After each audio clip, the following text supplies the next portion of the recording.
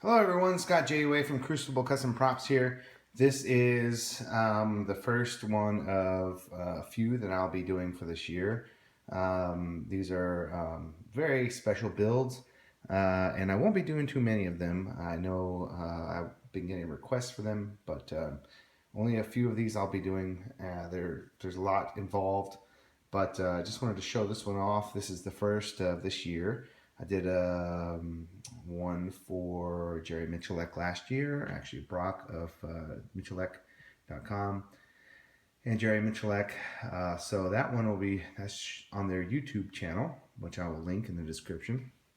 And also, we'll be seeing that build on their television show airing in the springtime sometime. So you'll be able to see me build it and everything. But this is another one that I just did, and this one is for another person who wanted it done. And this one is based off of a pre-war commercial, Mauser C96. Now it looks like the original prop was possibly one or two different guns. We know that the lower and the upper may not be matching in the original prop, and as the original upper looks like it was used in Frank Sinatra's movie, The Naked Runner.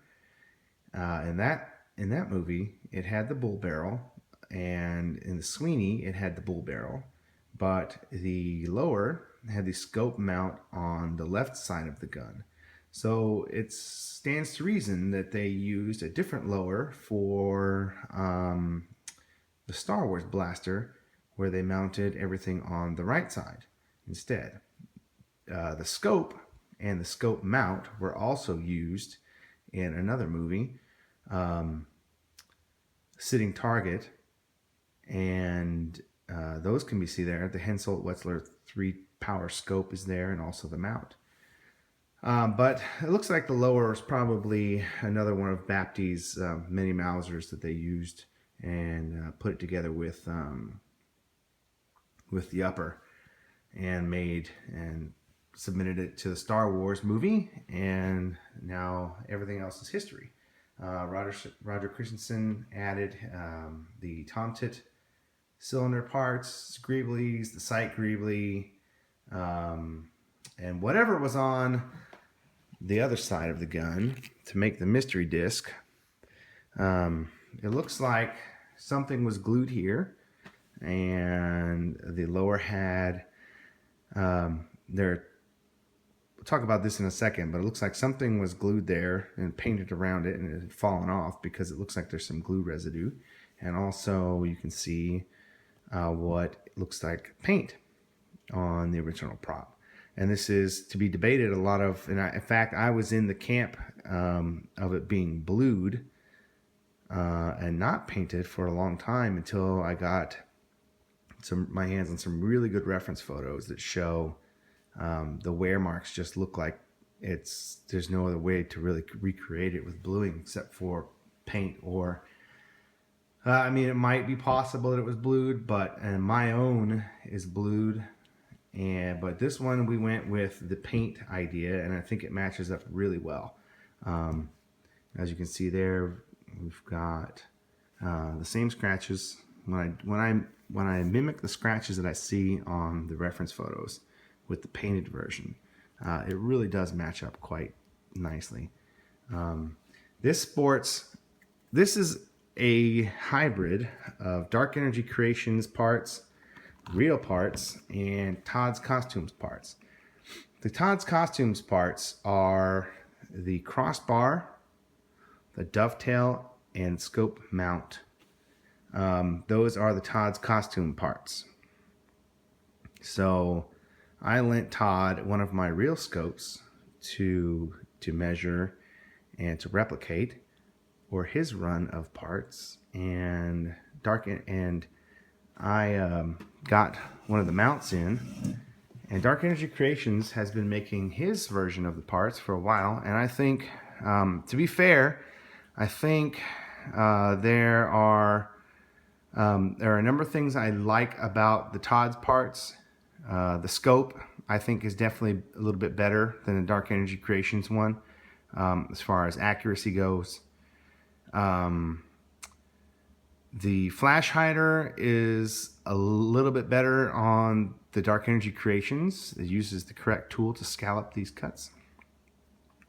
Where I think the first run of Todd's parts, they used an end mill to do that, and it just looks a little bit not correct. Todd's does a Tomtit cylinder. These are actual real Tomtit cylinders. So those are the real parts. It takes 3 of them cut up to make the proper grill. These are steel versions of the Dark Energy Creations thumb knobs that are sourced from McMaster Carr. I do like Todd's Dark Energy Creations made steel parts on the very first run, and those are just fantastic, but they're very hard to come by. I found by doing the Michelek blaster that doing the cast parts just wasn't strong enough. Even with the dovetail, it's just not strong enough to handle the recoil. And what was happening was the threads, the steel threads and the aluminum, just as in the cast pewter is just not strong enough to handle the recoil. And it would loosen up no matter what you do. You could Loctite it and it would still loosen right up. So definitely need steel for live fire blaster replicas. And there was just no other alternative other than Todd's at the time. So I know Dark Energy Creations is going to be bringing out some more steel parts for that, just for live fires, and that's really good. So that's great, because I think he's got some of the cuts more accurately than the Todd's version. It's a toss-up. I mean, we're talking about very minute detail differences. Todd's noticed some things that I think I hadn't noticed before. He brought those to my attention. Like his T-track is, I think, really perfect. His Tomtit cylinders are not recasts, but they're very, very close to the originals. His push rods are very close. His scope is very good. Even his crossbar might be the exact right height there. And the length is, I think, a little bit more appropriate. And we're talking about less than a 1/16 of an inch of difference, but when you really compare it by known sizes, you can see the difference. One of the things I think Dark Energy Creations does a little bit better is these uprights here. They're a little bit too thick on Todd's. There should be a little bit more of a back cut on this, I think. But that's just nitpicking. And otherwise, the Todd's kit and the Dark Energy Creations kits are both fantastic. So let me get back to this blaster in particular. So this one has the mix. This has Dark Energy Creations helped me make a special bull barrel just for the live fires. It is still a sleeve, but it is sized. I asked him to make them sized a little bit different so that they would fit a real Mauser better. So, because the recoil, what happens with the sleeve barrels is it just utterly destroys these sleeve barrels unless they're made exactly like I asked Dave to make them, and he did it, and he put his genius to the task and made perfect parts. I mean, they're just great.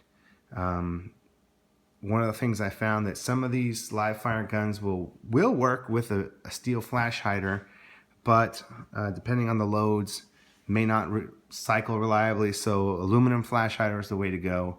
You can get it looking pretty much like steel, but you need the strength there. So for the bull barrel.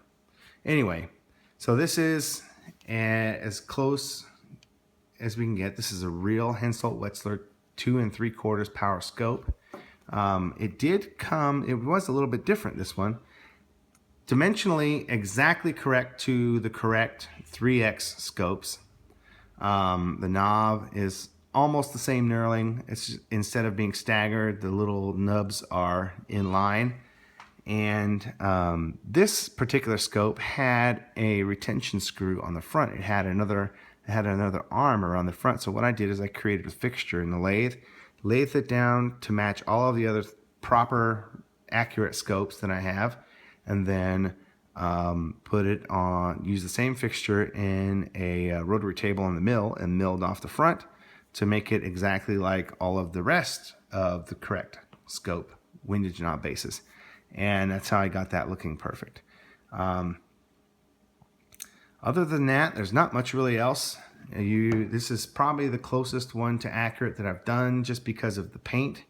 Brock's looks fantastic. Mine looks fantastic.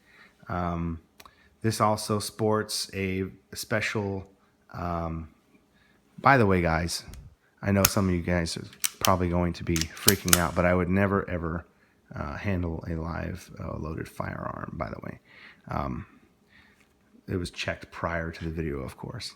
But I have to make special parts for this to work as a live fire, so I machine my own booster threaded to the barrel and everything. Some special things I have to do to make it reliable, because all that weight really does muck with the cycling. One of the things that I wanted to do is this. I started this with myself and made one for Brock as well. Was I use the T-Track and I mill out some spots for some very strong rare earth magnets, and that greebly can be set there. Recoil still may kick it off the guns, so I usually take those off when it's time to fire. You can't really sight with it anyway. It does work as a sight, but it moves around a little bit, so it's not 100% reliable. You can sight through the sight ramp in the top of the flash hider as it is and get a generally good sight picture and a pretty repeatable performance out of it. But for your greebly, it's there as a magnet, so it can come on and off very easily. So that's pretty much it. Oh, the other thing was, since this is a pre-war commercial, it did have the hole through the safety lever, and I went ahead and filled that. And just so everyone knows, you can blue JB Weld. So there you go. You can blue it, and it's almost undetectable unless you're really looking at it. It's very, very cool.